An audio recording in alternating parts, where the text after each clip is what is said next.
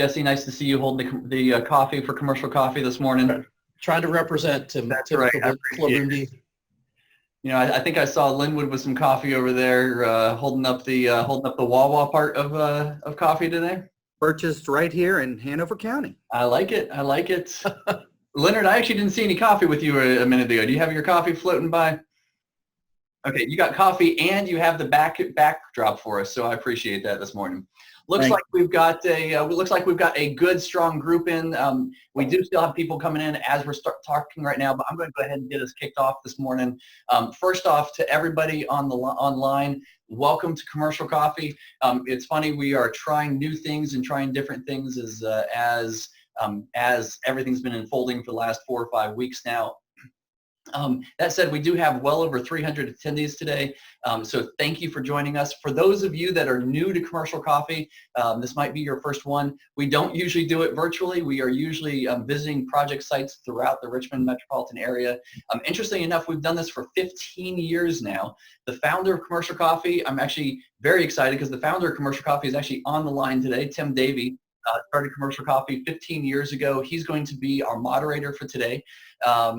And you know, as we've continued to do project tours over the last 15 years, one thing that we have noticed is that we still didn't want to miss these project tours, even as we're starting to do a little bit of panels as we're going through Commercial Coffee for this short season. That said, you can be keeping an eye out on your inbox. You will be seeing that there will be a couple of tours that will be happening virtually, and the next couple of weeks you'll see those coming through. As I said, we do have over 300 attendees today. I'm just calling out to a couple of larger groups on the phone. Chesterfield County has quite a few people. Baskerville, H.H. Hunt, good to see you guys on the line. Horgan, Mosley, Williams Mullen, lots of people from each of those firms. Also great to see Richmond BizSense on the line. I know you guys have a event running at 11 o'clock today, as you do every week right now on Wednesdays. For those of you that are on that aren't familiar with the BizSense events, definitely check them out. They're happening every Wednesday right now as we're going through the same season.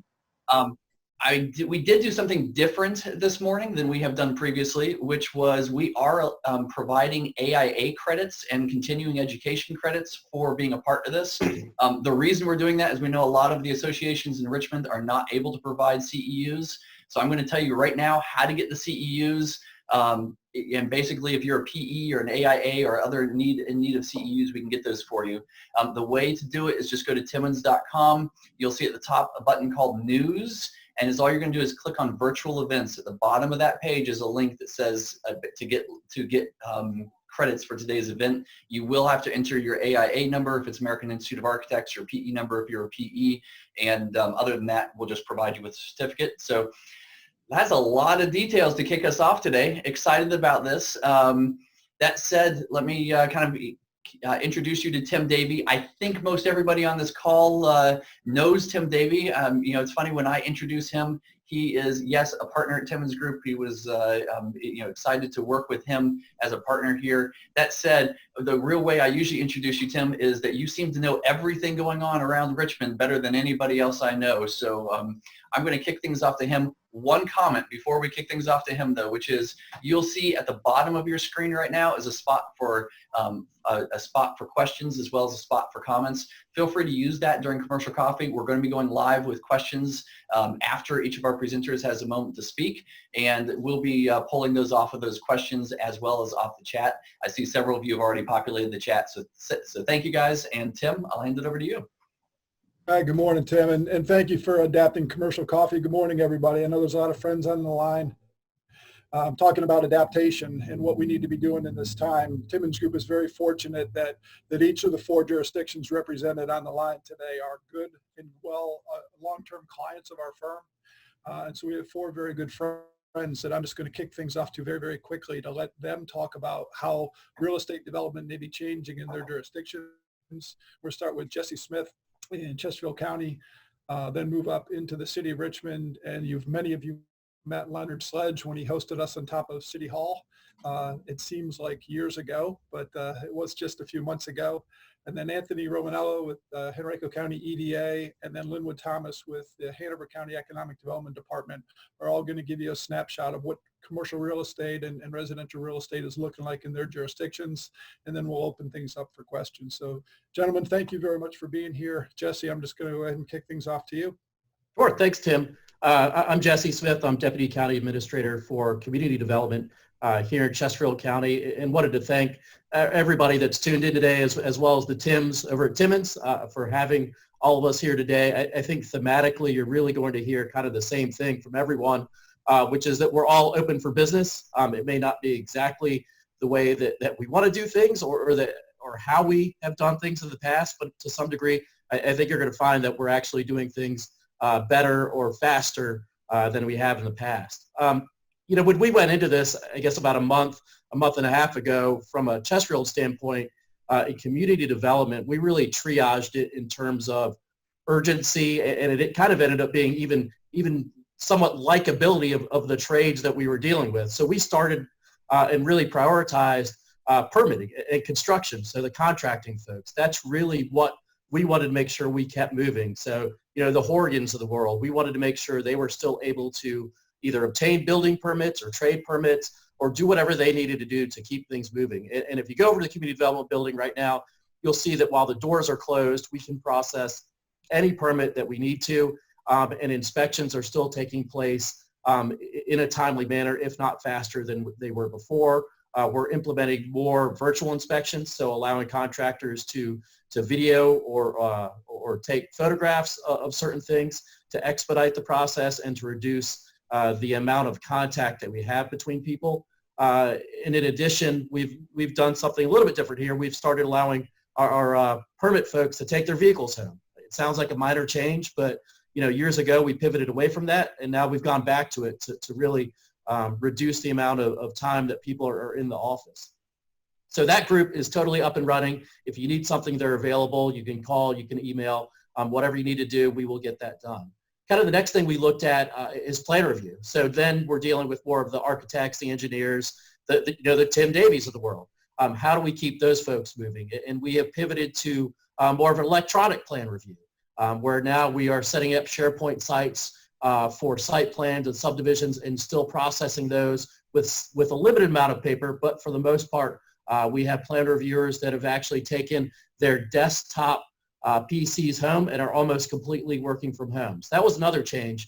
Traditionally we had not allowed staff here to take, for example, their giant 40-inch monitors home. We are allowing them to do that, and for the most part, plan reviewers are working entirely from home. So that's kind of the second group we wanted to touch on. And the last, and I say this tongue-in-cheek, and kind of the least likable group is the attorneys. So obviously we have zoning is the last thing that we've tried to triage and figure that out. And that was really more of some of those things, because zoning tends to take a longer period of time, we felt like some of those could wait a little bit. And we have our first planning commission meeting on April 21st. If you go to our website now, all of the presentations are posted. We've posted how citizens can have input. So we've set up online portals so you can click, and there's a drop-down menu if you want to comment on a specific case.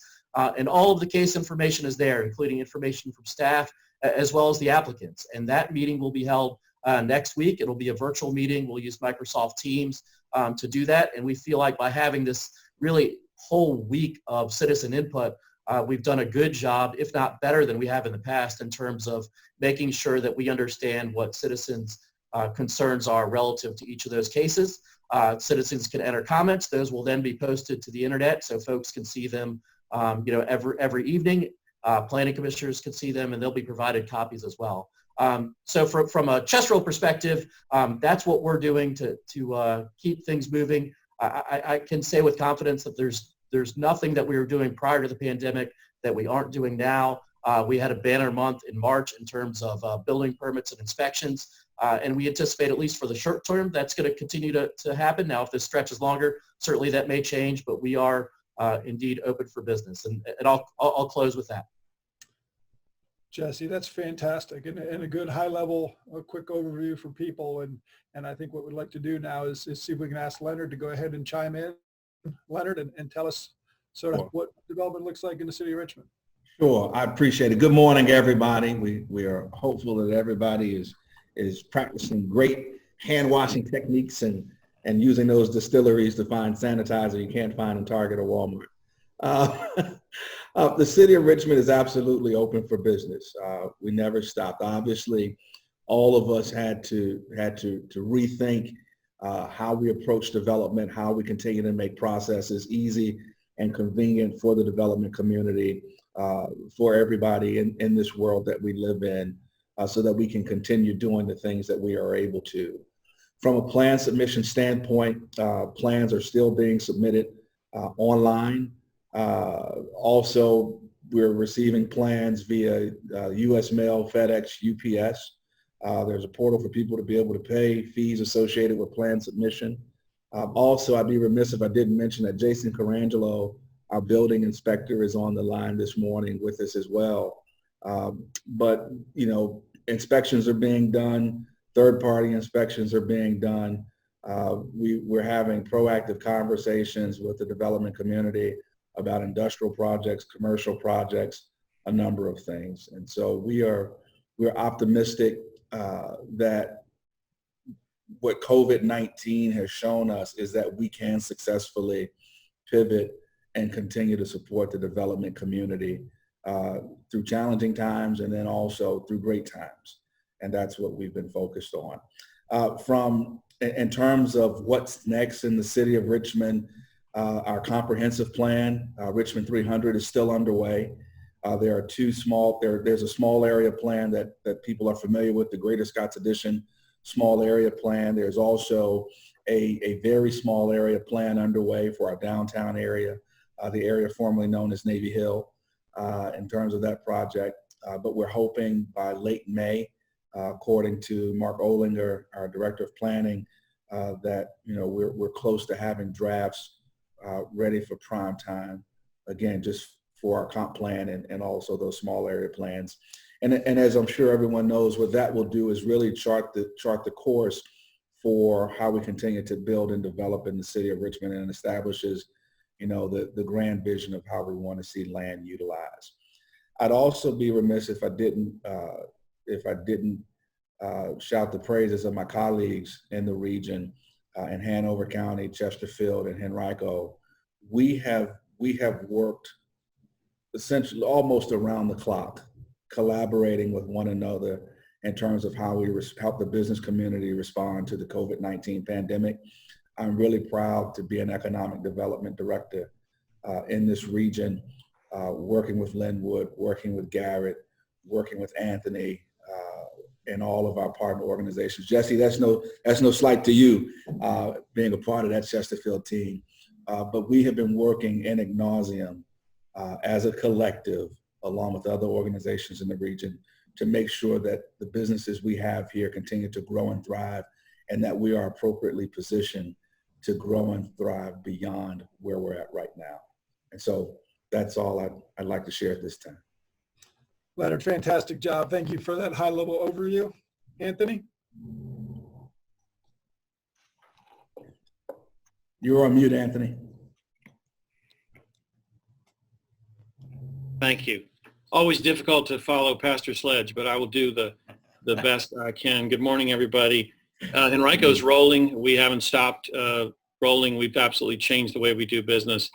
But just like Chesterfield and the city, and I'm sure Linwood will tell you all too about Hanover, our whole region continues to roll. We've got 47 active projects right now in our economic development pipeline. Planning and building inspections continue to receive plans, continue to receive rezoning applications, permit applications, many of which can be done online. In the last 3 weeks, really at the height of this coronavirus situation, 59 development plans have been filed here in Henrico. So March and early April continue to be very active.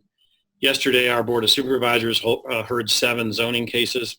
Those were done with appropriate social distancing and 10 or fewer people in the board chambers.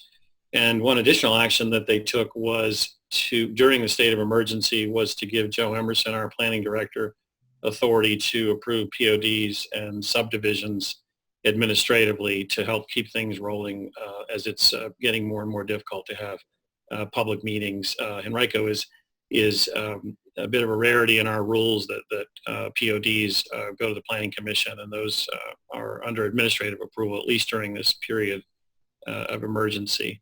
In addition, I want to mention too that our Board of Supervisors has taken some aggressive action to help the business community, and I know my colleagues in the region have done similar things. A 5-month extension without penalty and interest on meals and hotel tax targeted directly at the hospitality industry, which is really sort of ground zero for economic impact, as well as a 2-month extension without penalty and interest for real estate, personal property, and machinery and tools. And I'll mention with real estate and personal property, those are also those are both business as well as individual taxes. So trying to do everything we can to help the business community.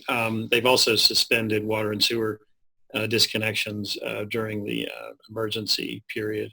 Since the virus hit, our role has shifted to direct outreach to our business community. We've touched over 750 businesses in Henrico over the last few weeks. We continue that every day and try to make sure that we're reaching out and providing whatever assistance we can.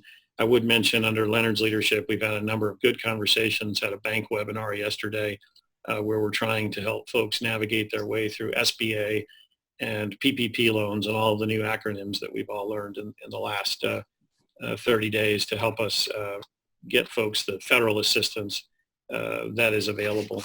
I'd mentioned too that the county manager's office as well as my office has been in contact with the governor's office about the executive orders and the potential shutdowns and just what those mean for our business community. We've all taken those very seriously and trying to make sure that construction projects, industrial projects, and most of our commercial projects in the region can continue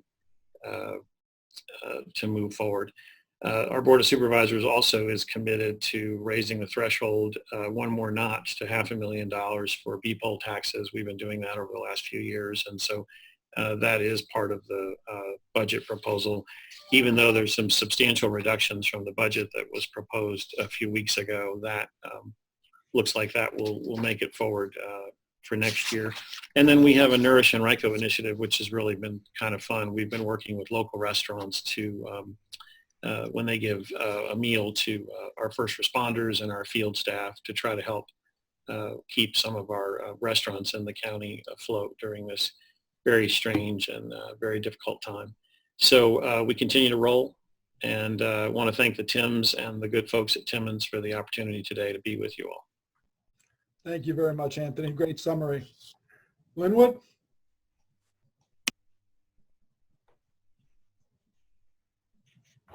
Go ahead and unmute, Linwood. Thank you. Well, good morning. I was just muted by the host. That's not fair. Are you guys trying to exclude Hanover County? Good morning. And let me just say thank you to both Tims and Timmons for providing this platform for us to be able to speak today. It looks like right now we have almost 240 participants on the call. So we thank the development community this morning for being here. I also just want to send my best to everyone's friends and family and loved ones during this time. I think that's important. You know, there are a lot of people right now who are struggling during this pandemic, so I don't want to discount that at all. But I think the theme today is our localities are open for business. So I wanted to touch on a couple of things. We've used the word pivot a few times. I'd like to touch on the economy here in Hanover. I think it's extremely strong, and some of the data points that we've gathered through March, many will change, but economic interest is high in Hanover. I also will then transition to talk a little bit about what the new normal looks like from a permitting and planning perspective in Hanover, understanding that's fluid as well. And then if I get a couple extra minutes, I want to talk about our regional efforts from a existing business perspective. So I think if we look at Hanover from an economic development data perspective, what we'll see is that through March, Hanover was on pace to have our strongest year on record from a commercial constructions permit perspective, tangible hard dollars that we're tracking. You know, the Wegmans of the world are great, and we've had some big announcements recently, but they're in the pipeline. We're still working through those processes. But the economy is extremely strong. We were on pace to come close to exceeding our net new jobs. That's going to change, but we were on pace to exceeding our net new jobs record from last year that was set. So the economy has been hitting on all cylinders. We've got almost 1 million square feet of spec product coming out of the ground right now. What we're finding is most of that is being leased before construction has concluded. So that's great to hear. We've got almost 1 million square feet of product in the pipeline, and these aren't prospects, these are tangible projects. What we're hearing from our development community, both locally and nationally, is push harder, push faster. We want to get these projects across the finish line. So I think these are great indicators that the economy is strong currently. Vacancy rates across the board have remained at all-time lows in Hanover. I'll give you an example. Our industrial vacancy rate is currently at 1.1%, up slightly from last year at 0.6%. So we continue to see those strong economic indicators.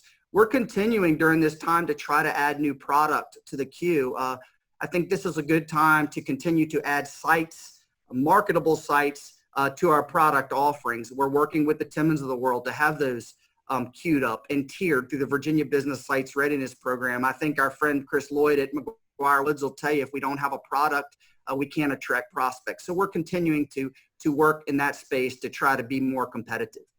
So you say, well, Linwood, that's all great, but really what are you doing from a planning and permitting perspective to help me? I've got a permit that's trying to get through the queue. I've got plans that we're trying to submit. What does the new normal look like in Hanover? Well, our doors may be closed, but we are open for business. I know that planning, the planning director wasn't on the call today. I think he wanted me to indicate that we're still taking online applications through our FTP portal, which was started the first week that the pandemic began. We also have a way for those developers and builders to submit plans personally. They can walk those into the atrium at the county complex building and drop those off. We're encouraging those developers to call the planning department, and you will be assigned a planner. So we have a couple of ways that you can submit those plans. We also continue to have pre-app meetings the second and fourth Wednesdays of the month. I think it's important to know that looks different. Okay, so we're not face-to-face, but we're using Hype and Skype and Zoom meetings to have those processes continue to take place. Our goal has always been a 90-day turnaround from, when site applications are submitted to approval. But to be honest, I think it's more like 120 days. Looking at our most recent economic development projects, I think 90 days is aggressive in the current state of the economy and the new normal from a COVID-19 perspective. But we are still trying. That is an objective from the planning department. I will also say permitting is trying to pivot to utilize an online FTP portal that has not been rolled out yet, but we are hoping to have that rolled out in the coming weeks. I think it's also important to note, as Jesse mentioned, we are trying where possible. We still have boots on the ground for inspections, but we're trying where possible to do virtual meetings where it makes sense. We want to continue to respect those social distancing protocols. And so you should be looking for some new changes in the permitting department as well. Though talking to Richard Gordon, our chief building official, I think that you're still going to have about 10 to 20% of that department that's going to require paper permitting and applications. The last thing from that perspective, and I know my time is fleeting, I just would like to add is that planning and permitting have not seen a significant decrease in their activities at all. They still continue to see activity levels being high, and so I think that's great. We have not seen activity levels from an economic development perspective wane significantly either. So we are open for business. We continue to try to move the needle, and as Anthony said, we're rolling by all indicators from a Hanover perspective. And then last, I would also be remiss if I didn't mention our existing business efforts very briefly. I think it's important to note, my grandmama used to always say, you dance with the one who brung you. And so I think it's important that we continue to support our existing industries. Each locality has different financial resources, but what we are trying to do is drive traffic to our websites. We are seeing traffic being driven locally to the websites. I can tell you that I'm a Google Analytics guy, so we're tracking this stuff. And in the last 24 months, the two largest months that we've had from a hits perspective on our website has been our Wegmans announcement, and this last has been March, which has been double our average website hits on our COVID-19 page. So I think as a region, contrary to popular belief, we work very closely together, and I think that as Leonard and Anthony mentioned, we've pooled our resources and ideas together to try to help support our existing industry. So with that, I will virtually pass the mic back to you, Tim, and then we'll take some questions. Yeah, that's fantastic. Linwood, thank you very much. You touched on something I want to go ahead and ask each other panelists right now. So obviously looking from March, we had a lot of momentum, and I think the momentum was carrying into April. Jesse, have you seen any patterns of different types of projects that are starting to change as far as the volume is concerned, specifically maybe between residential, commercial, and industrial projects? Can you tell us anything about any patterns? Yeah, so I had a call with Dana Markland from HBAR yesterday, I think, or the day before. And while everything was very, very strong in March, we are starting to see some of that fade a little bit in terms of residential construction. The commercial industrial seems to still be ticking along. Those projects obviously tend to take a little bit longer than, just a single family home. But we are starting to see a downtick in the volume of traffic that, for example, is going through the residential model homes. That's really the only way we have to forecast that at this point. And we're also starting to see folks that are backing out of residential construction contracts at a higher clip than what we had before. So that's a little bit concerning, but probably to be expected just based off of the volatility and unknown that we have currently. Single family, correct. Leonard, can you comment on that as well? The difference possibly between some of the different market trends? Yeah, I mean, obviously we're seeing still a lot of new multifamily product in the city. Tim, you and others have consistently heard my cry for more commercial office. I'm trying to figure out if I need to adjust my wine a little bit, not knowing what the world is going to look like from an office utilization standpoint, since we've all discovered that we really can work successfully remotely. And so, we still see strong demand for multifamily projects. As I mentioned, there's at least one industrial project I'm thinking will break ground some point this calendar year. And I think the mix has been pretty consistent. Okay. Anthony, anything on market trends? Yeah, I think it's real strong, as I said earlier, Tim, and not seeing any indication just yet. I think the questions that we're asking ourselves is, what does all this mean for us long term? As Leonard said, what's going to happen with Class A office space when so much of America is now working from their living rooms? What does this mean for retail? What does this mean for public gatherings, sports tourism? I don't have the answers, but these are the big questions that I think we all are going to be wrestling with. Once we have a sense of when we're going to get to the other side of this thing, I think we'll have a better answer. But I don't have that. I don't have that crystal ball. We're hoping to provide all the supports we can so folks will continue to invest in our locality and in the region. But I think there's some big questions that we're all going to be wrestling with over the next months and years. Right. And each of you had different portals and different communication tools to reach out to the development community in the past. Quarterly development meetings, obviously very experienced engineers, architects, attorneys, builders, who you guys had regular communication channels operating through years, the whole 32 years I've been doing this. Linwood, is there a single source if people have questions now in Hanover County, or is there planned other ways for the county to be communicating with the development community, the construction community, the legal, the architects, the engineers? So I think first of all, and I didn't get this in my remarks, but I think it's important to note to the development community that we're pivoting as to how we communicate. If we can't do face-to-face, I think both planning and permitting have wanted me to express the fact that they're training their staffs to make sure that they are available via other means of communication. Whether that's virtual or whether that's via phone, they need to be more readily accessible to answer those questions, because since face-to-face is not on the table, I think that we've got to pivot and look for other ways to make sure that we're still driving these projects forward where they need to be. So I don't know if that answers your question, but I think that the new normal will involve a lot more communication with some of our other mediums, so to speak. Jesse, is there a clearinghouse in Chesterfield that we can help communicate out to the development community?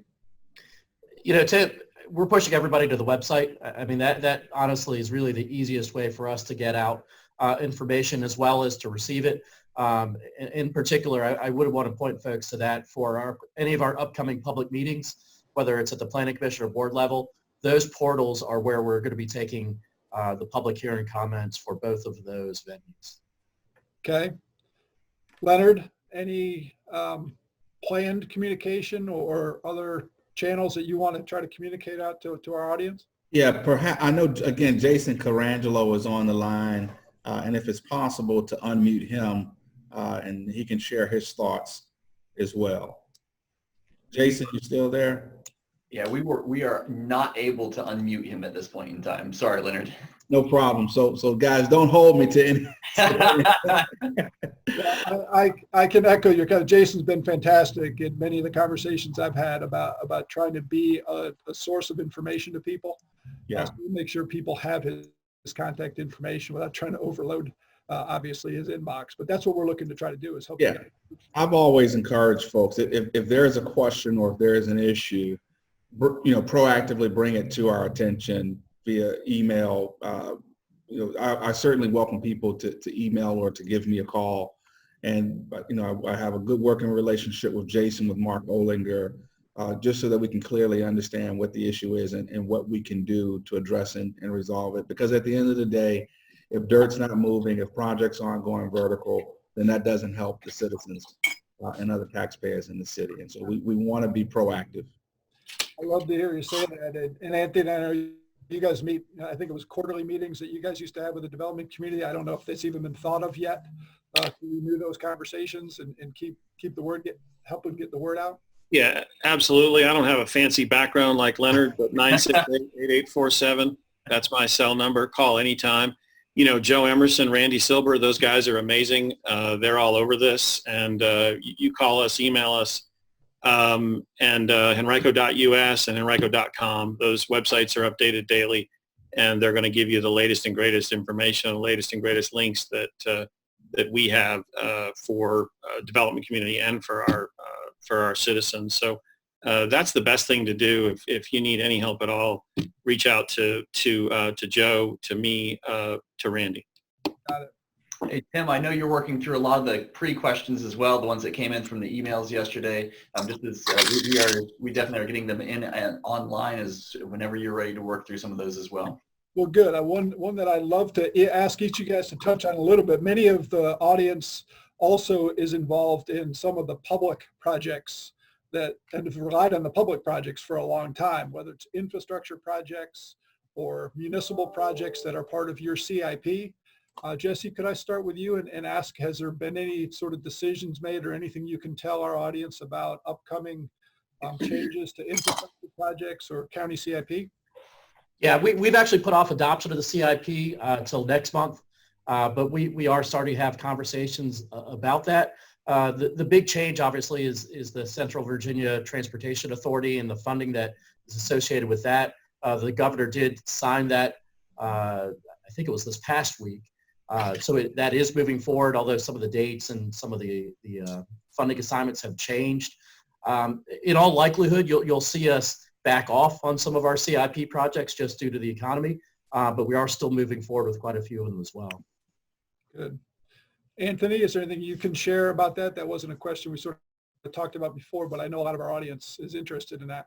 Yeah, certainly there's going to be pulling back on a number of the capital projects, particularly the cash funded projects. You may have seen that with the budget brief yesterday that the county manager gave, Tucker and Highland Springs will continue and will be completed on schedule. We've got a fire station project that will also be completed on schedule. A number of other projects I think will be postponed pending the current budget situation. Well, I know the reason we're asking is obviously, you know, the construction pipeline and the construction market in Central Virginia was overheated for a long time. And I think it was because every type of construction was booming, you know, whether it was residential construction, apartment construction, performing arts centers, data centers, and infrastructure projects. So I think a lot of the submarket, you know, that is on our audience is relying upon a lot of different pipelines to fill theirs. So that's why I think that's a very relevant question. And I don't know, Leonard, if you've got any insight from CIP in the city. I've been obviously following the mayor's amended budget, and it looked relatively healthy, you know, from my perspective. Yeah, I mean, right now, if I recall the numbers, approximately it's about a $35 million difference in terms of the amended budget that our council will be considering. Off the top of my head, I don't have a lot of information on the CIP, but I was looking at the chat, and I know, and one of the questions in the chat was related to the federal stimulus and infrastructure projects. One of the things that I've heard from our public works team is that basically people are looking for shovel-ready projects or shovel-ready projects for that. And so I think as all of us are looking for dollars to keep projects moving forward, again, just like assessing what those shovel-ready projects are and how to make sure that we exhaust all means to take advantage of federal dollars, again, just to help keep the engineers, the architects, everybody in the development supply chain, so to speak, working. Good. Linwood, any comment on CIP projects? Yeah, at this time, I don't have any additional color to add or any additional information from Hanover's perspective, but I do anticipate some cuts. So I think I know you've got a very seasoned public works director, public utilities director that have, you know, hopefully staying in front of the curve on different stimulus funds that might be available in the region as well.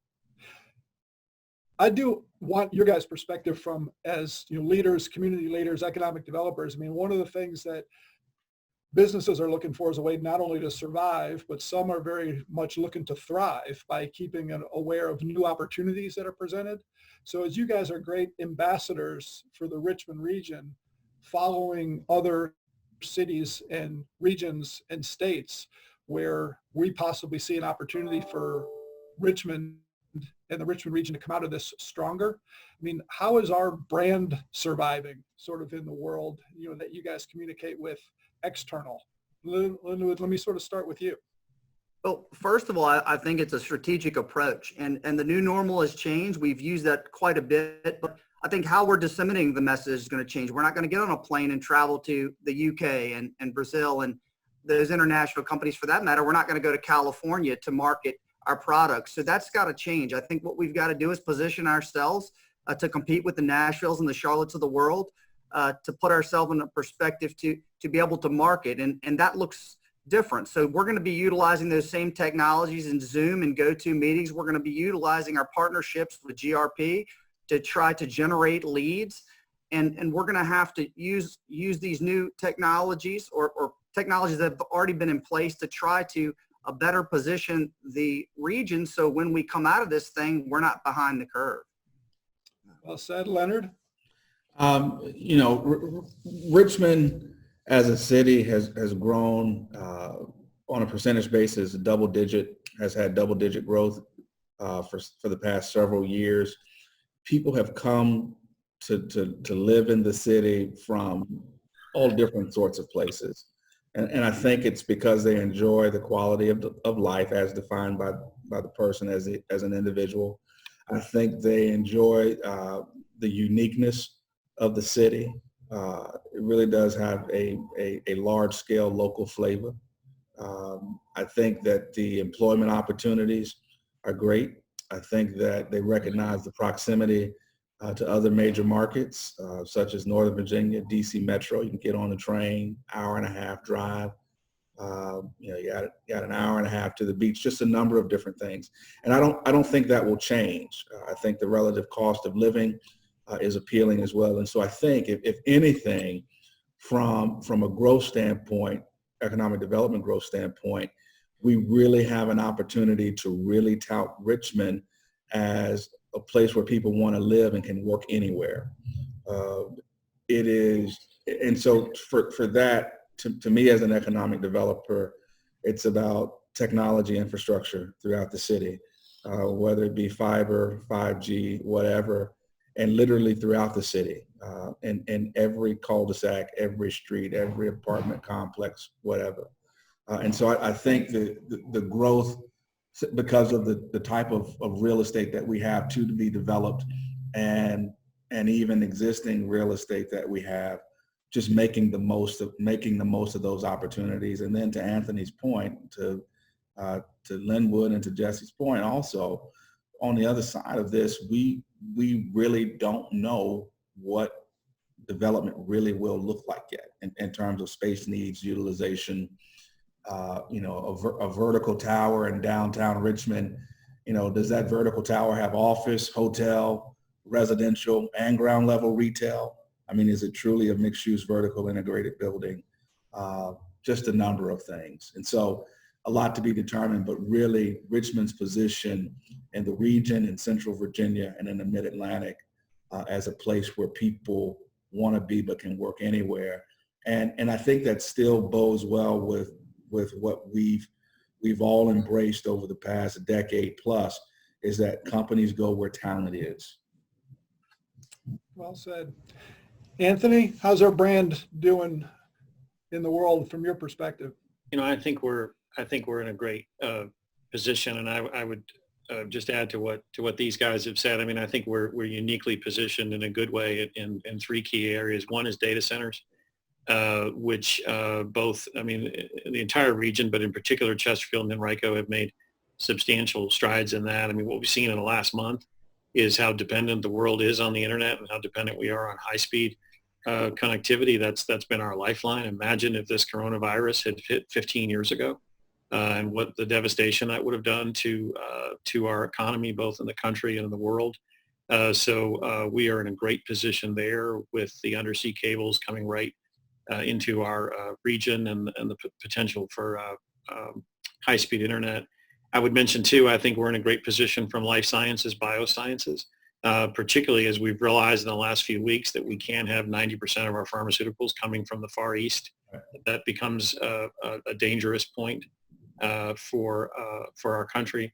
And then I think in particular, it's shown the importance of logistics and distribution. And I think we've been in a good place as a region for that. We're going to see even greater demand for that as habits are changing over the course of this virus. So I would say short term, things are tough. I mean, they are really, really tough. We're all hearing really, really difficult stories, both from an economic standpoint as well as just from, the health of our communities and our families. Long term, I think the Richmond region, our four localities are in a very strong position. I'm not sure that recovery is the right word.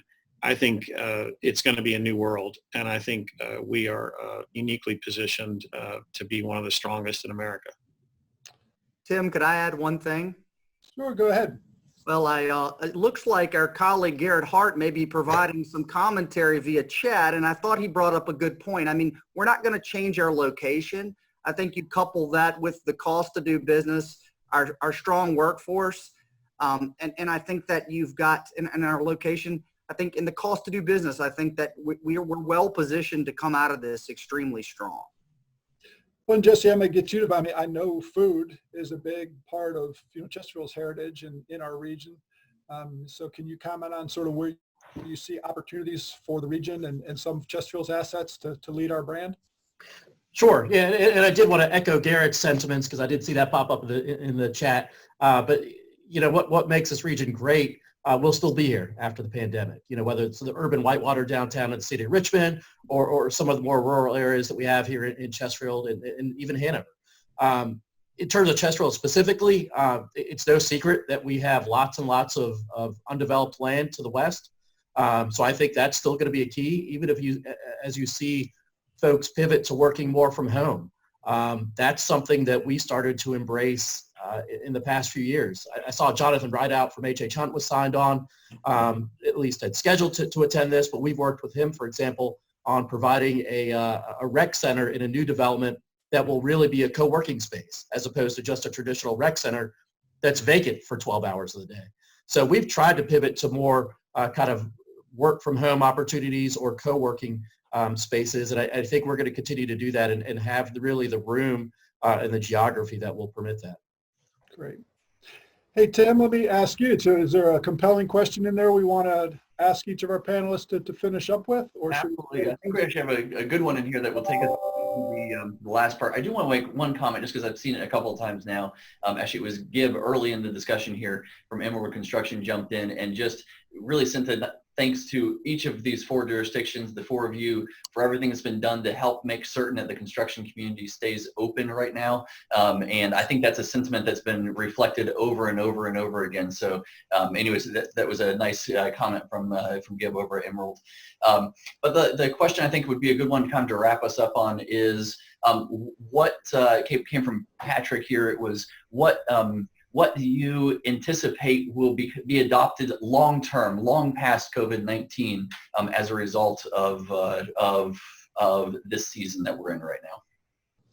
adopted as far as, do they get looking for policies, procedures? And they specifically called out logistical accommodations, but will there be changes that we'll see long term as a result of how do we work plans through process? How are we handling jobs, and how will this development move forward?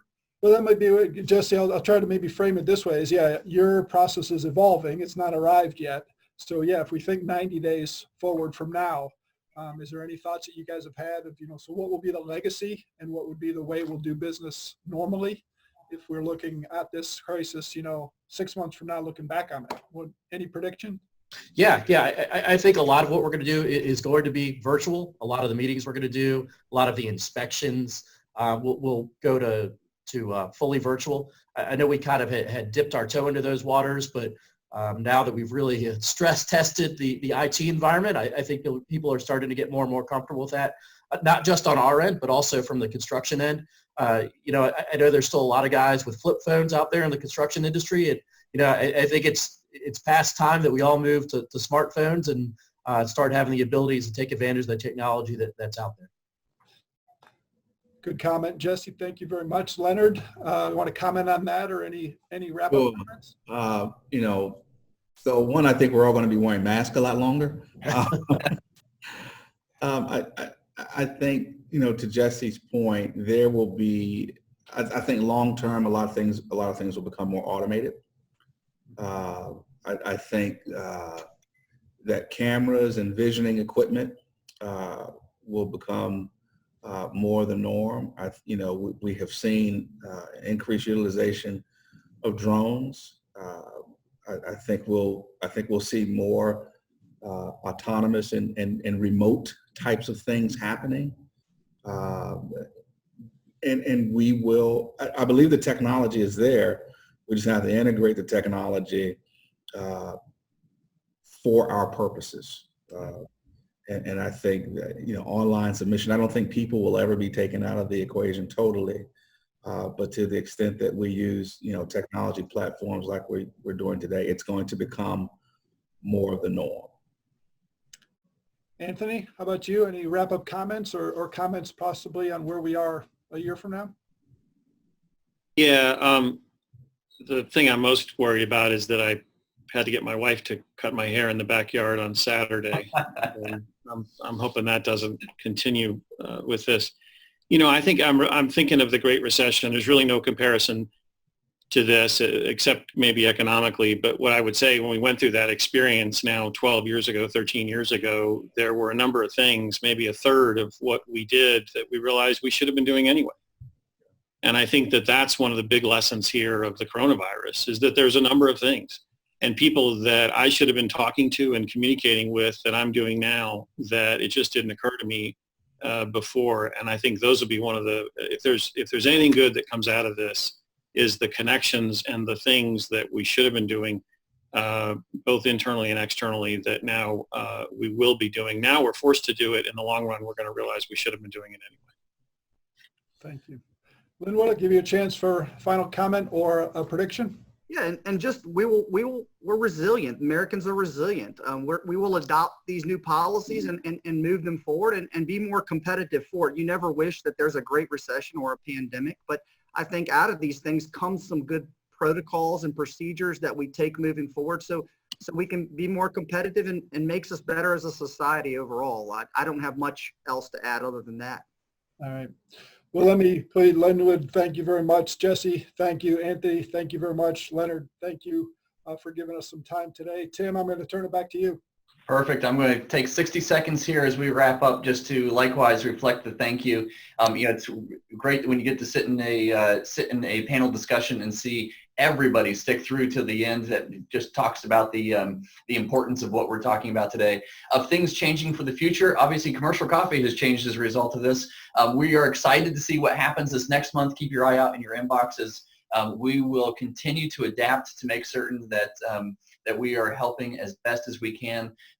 One position that we have as Timmons Group inside this market is a place that we can really bring people together, and that's our whole goal right now, is just to bring people together. So thank you to our panelists. Also, equally, thank you to the development community who jumped in to join in this discussion and hear the big picture. I hope everybody has a great rest of their morning. Thank you. Have a great day, everyone. Thank you so much. Have a great day.